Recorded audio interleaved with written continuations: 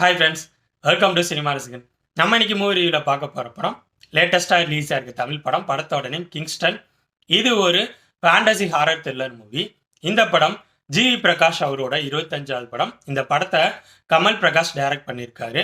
இந்த படத்தோட ஸ்டோரி என்ன, இந்த படம் எப்படி இருந்துச்சுன்னு பார்க்குறதுக்கு முன்னாடி இந்த வீடியோ ஃபுல்லாக பாருங்கள். பிடிச்சிருந்தா என்னோட சேனலை சப்ஸ்கிரைப் பண்ணுங்கள். கூடவே லைக் பண்ணி கமெண்ட் பண்ணுங்கள். அது மட்டும் இல்லாமல் என்னோட வீடியோஸ் எல்லாம் உங்களோட ஃப்ரெண்ட்ஸ் ஃபேமிலி மெம்பர்ஸ் எல்லாத்தையும் ஷேர் பண்ணுங்கள். உங்களோட சின்ன ஷேர் எனக்கு ரொம்ப சப்போர்ட்டாக இருக்கும். வாங்க இந்த படத்தோட ஸ்டோரி என்னன்னு பார்ப்போம். இந்த படத்தோட ஸ்டோரி தூத்துக்குடியில் தூவத்தூர் அப்படிங்கிற ஒரு மீனவ கிராமத்தில் நடக்கிற மாதிரி காட்டுறாங்க. அந்த கிராமத்தில் இருக்க மீனவ மக்கள் கடலுக்கு போய் மீன் பிடிக்கிறது இல்லை. அதுக்கு காரணம் கடலுக்கு மீன் பிடிக்க போனவங்க யாரும் உயிரோட திரும்பி வந்ததில்லை. ஸோ அவங்க கிராமத்துக்கு ஏதோ ஒரு சாபம் இருக்குது, அதனால தான் இப்படி தான் நடக்குதுன்னு சொல்லிட்டு பயந்துட்டு யாரும் கடலுக்கு மீன் பிடிக்க போகிறதில்ல. அதுக்கு பதிலாக அந்த ஏரியாவில் இல்லீகலாக கடத்தல் தொழில் பண்ணிட்டு இருக்க வில்லன் கிட்ட எல்லாரும் வேலைக்கு போகிறாங்க. அந்த மாரி இல்லீகல் கடத்தல் தொழில் வேலைக்கு போகிற அந்த கிராமத்தை சேர்ந்த ஆள் தான் ஹீரோவான ஜிவி பிரகாஷ். ஆனால் ஜிவி பிரகாஷ்க்கு எய்ம் என்னன்னா, இந்த பணத்தெல்லாம் வச்சு சொந்தமாக ஒரு போட் வாங்கி கடலுக்கு மீன் பிடிக்க போகணும் அப்படிங்கிறது தான் அவரோட ஆசை. ஒரு கட்டத்தில் ஹீரோ வில்லனை விட்டு விலகி கடலில் மீன் பிடிக்கிறதுக்காக கிளம்புறாரு. இந்த கடலுக்குள்ளே மீன் பிடிக்க போனால் எந்த சாபமும் கிடையாது, பிரச்சனையும் கிடையாதுன்னு சொல்லி நிரூபித்து காட்டுறேன்னு சொல்லிட்டு தன்னோட ஃப்ரெண்ட்ஸோட கடலுக்குள்ளே போகிறாரு.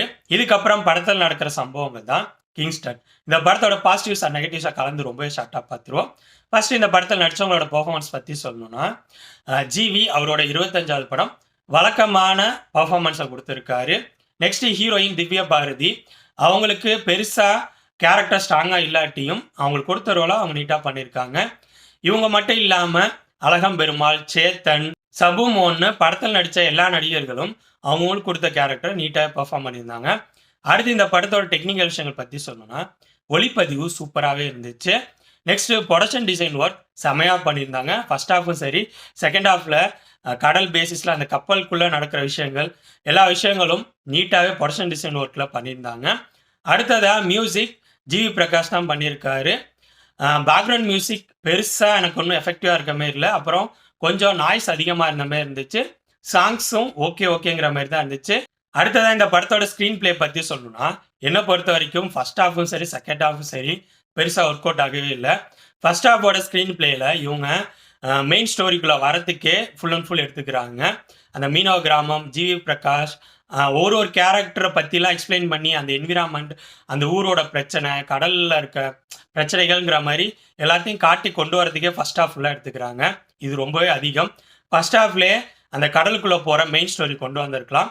சரி, மெயின் ஸ்டோரிக்குள்ளே செகண்ட் ஹாஃபில் போயிடுவாங்க, அதுக்கப்புறம் படம் பயங்கர சுவாரஸ்யமாக இருக்குமா அப்படிங்கிற மாதிரி பார்த்தா அந்தளவும் இல்லை.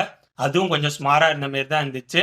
அது மட்டும் இல்லாமல் இந்த படத்தோட செகண்ட் ஹாஃபில் இவங்க பேயின்னு காட்டுறது, அது பேயா இல்லை ஒரு கிரியேச்சரா இல்லை ஜாம்பியா என்னன்னே தெரியல. ஏன்னா அந்த பேய்களை வந்து ஜிவி பிரகாஷ் எல்லாரும் அடித்து இது பண்ணுறாங்க, தூக்கி எறிகிறாங்க.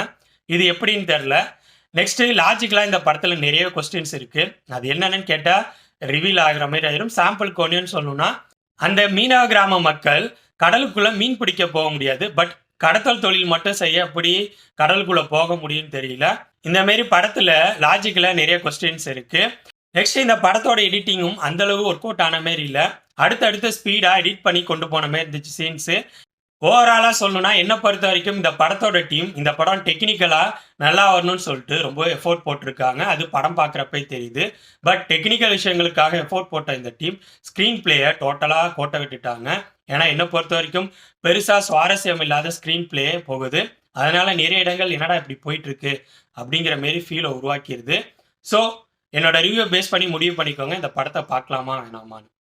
ஓகே ஃப்ரெண்ட்ஸ், இந்த வீடியோ உங்களுக்கு பிடிச்சிருக்குன்னு நினைக்கிறேன். தேங்க்ஸ் ஃபார் வாட்சிங். இந்த வீடியோ பிடிச்சிருந்தா லைக் பண்ணுங்கள், கமெண்ட் பண்ணுங்கள், ஷேர் பண்ணுங்கள்.